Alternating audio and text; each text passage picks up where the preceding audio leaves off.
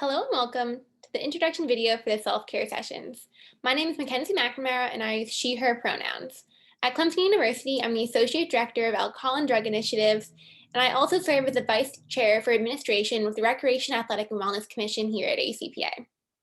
In this introductory video, I'll be sharing with you some important conference materials, including our conference goals, land acknowledgement, and inclusive language agreement. I'll then speak briefly about why self-care is important as we engage with ACPA virtually in our daily lives. The introduction will conclude with an overview of the self-care sessions that will be available for you to interact with throughout your time here at ACPA. The ACPA 21 will be an experience that is refreshing, revitalizing, real, and reimagined. We will support the community and development ACPA provides professionals, and we will celebrate and uplift our members and their contributions to the world. We will offer opportunities for professionals to learn, connect, engage, and recommit ourselves to our work in higher education. We will engage in honest, difficult, and enlightening conversations about timely topics and critical issues affecting our work, including ACPA's strategic imperative for racial justice and decolonization. As a fully virtual experience, ACPA 21 will provide an equitable access to content for individuals around the globe. This land acknowledgement is from the Decolonize Clemson Committee. For more information about the important work they do at Clemson University, please follow the link to their website.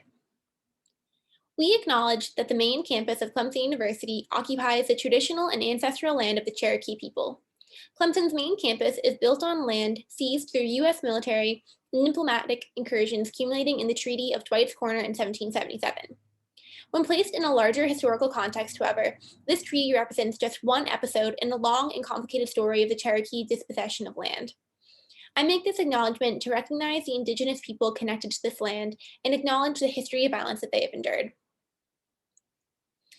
ACPA 21 provides an opportunity to discuss concepts that span a variety of audiences and context in higher, post-secondary, and tertiary education. As such, we ask that the participants recognize individual gender pronoun use, utilize contemporary and relevant language around social identities, utilize language that recognizes varied abilities and is not ableist, utilize language that is inclusive of diverse contexts globally, utilize this space for development and educational support of attendees who may be unfamiliar with inclusive language practices. Now let's start thinking about self-care. Here are provided 3 different definitions for self-care. The first is from the World Health Organization that describes self-care as the ability of individuals, families, and communities to promote health, prevent disease, maintain health, and to cope with illness and disabilities, with or without the support of healthcare providers. For a more general definition from dictionary.com, we can say that self-care is the act of attending to one's physical or mental health, generally without medical or professional consultation. And then the final note I have here is from Active Minds, which is a student group, and it says that self-care means doing things to take care of our minds, bodies, souls by engaging in activities that promote well-being and reduce stress. I provided 3 very different definitions for self-care to help explain that self-care is a really complex topic, and depending on who you're talking to, they're going to approach it in different ways. For me, through these sessions, I would like to think of self-care as intentional and thoughtful activities to build and maintain positive physical, mental, and emotional health. I hope that you'll find these activities can engage you in different ways that you may not have before. There'll be 2 tracks for the self-care sessions you'll find here. First are for professional skill building activities, which will include self-empathy, gratitude, and a growth mindset. These 3 videos will be about 5 minutes long, and they'll start with a general overview of what these words mean. They'll conclude with a couple of activities to get you practicing them. The second group are grounding mindful activities. I hope that you can use these throughout the conference to help center yourself as you're exploring ACPA 21. We all know that there are so many distractions when we're living in a virtual world.